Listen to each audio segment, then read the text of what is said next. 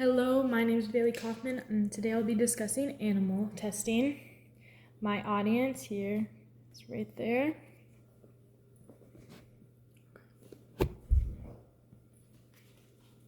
According to PETA, every year more than 110 million animals are killed in the United States laboratories due to animal testing, and around 95% of all new drugs that are shown to be safe and effective during these animal tests have ended up failing in human trials. The tests done on animals are harmful to both the animal and humans around them. Animals go through a lot of pain when put through testing. Doctors or scientists will rub chemicals into their eyes and onto pieces of their shaved skin. This creates long-lasting pain, and they are given no pain relievers. The New York Times reported that at the Oregon National Primate Center, scientists fed monkeys large amounts of food and restricted them to movement, and this caused symptoms of obesity within humans, and the doctors did this so they could see the psychological effects of obesity. Also, studies done at the Physics Community for Responsible Medicine, which is a group that opposes animal testing, found out that chimpanzees used in animal testing have shown symptoms of PTSD, which is post-traumatic stress disorder. And I'll be showing you a video it's a pretty popular video about a rabbit named Ralph. I had my fur shaved and got chemical burns up and down my back. Kind of stings, eh? But it's not a big deal. It only really hurts when I breathe or move around or whatever. Yeah. Ow. Yeah, that hurts. But at the end of the day, it's okay. We do it for the humans, right? They're far superior to us animals. They've even been to space. Have you ever seen a rabbit in a rocket ship? I don't think so.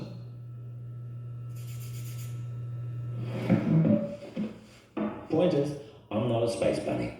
I'm a tester. My daddy was a tester, my mum, my brothers, my sisters, my kids, all testers. And they all died doing their job. Not like I will. That's okay. Testing is what we were born to do. It makes us rabbits happy. Yeah.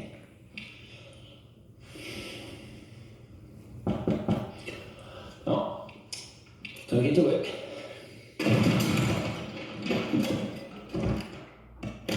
Now I know it looks bad, but the way I see it, I'm doing my job. If just one human can have the illusion of a safer lipstick or deodorant or... Hey, Ralphie! Psst. Ralphie! What's with the camera crew, bro? They're just following me around, making a documentary or something. Can you ask them to get us out of here? Yeah, what will we see? Come on, Ralphie, just ask them to get us out of here. I don't want to die, man! Okay, Ralphie! Okay, I hear you. You can edit that out, right? Oh, here we go.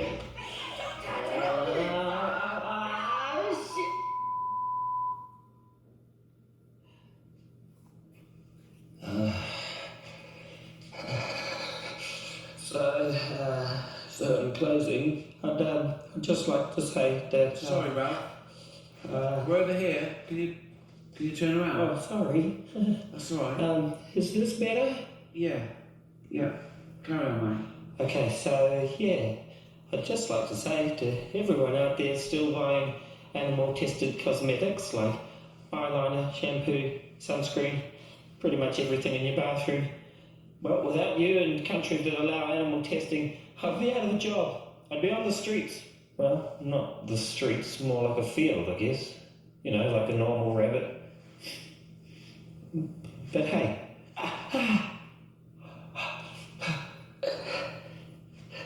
so good.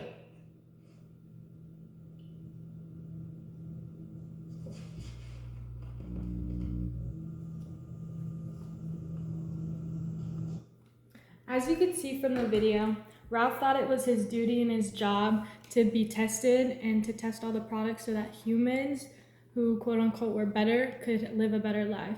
And although this is not like a accurate representation of animals in the US, it still shows how many animals are getting harmed due to trying to provide for us humans. As I mentioned above, animal testing can also hurt humans and even our environment. The National Institutes of Health Center reported that division of the International research laboratories produced over 1.5 million pounds of animal breeding excrement and leftover food waste in just 18 months. This waste was produced from their animals' facilities. The time came to get rid of this stuff. The main disposal method was incarceration. When the animals and the supplies were incarcerated, they released gas and fine particles into the air. A study done by the New England Anti-Vaccination Society said 2.1 million deaths have been associated with human-produced fine particle matter, a main component of smog. This smog led to death of many and was the same smog that was emitted from the animal testing facilities.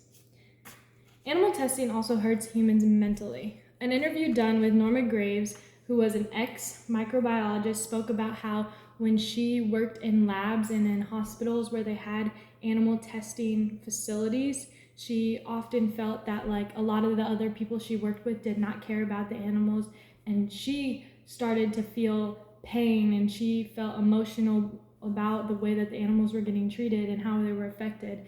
And due to that, she ended up leaving her job just because of how much it hurt her seeing the things that got done to these animals. With any problem, though, comes a solution. For animal testing, there have been many new ways found to conduct research without animals.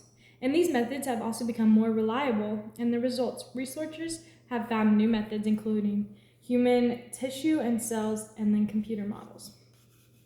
Our knowledge of human tissues and cells has evolved significantly, and this has reduced our need for animal testing.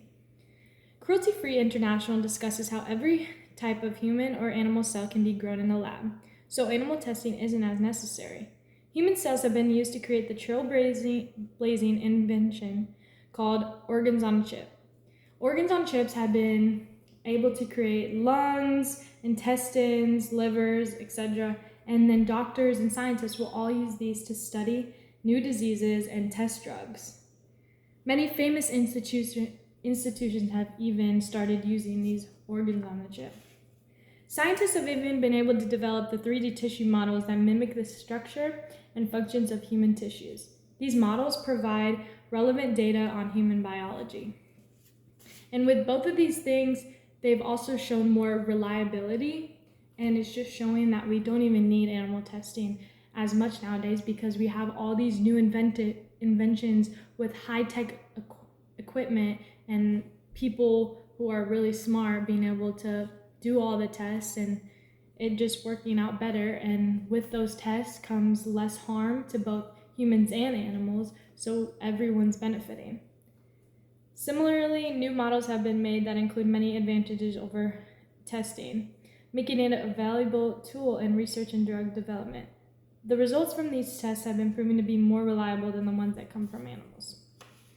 Ultimately, animal testing harms animals and can even harm us humans. Still, it can be avoided if we use human tissues and cells or computer models to test products instead, which are ultimately more reliable and safe for both sides.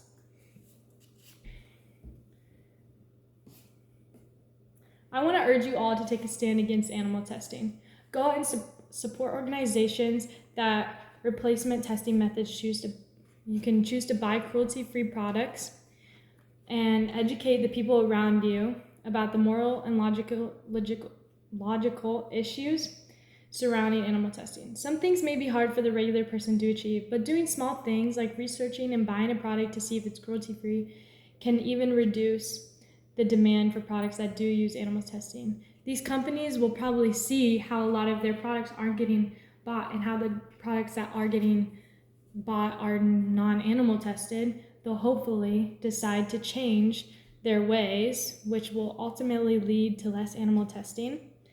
Today, the world we live in also uses social media a lot. So even posting about it or looking up information just so that you are better knowledge and then you can go and tell people around you and give them facts and let them know on information that is relevant and clear and reliable.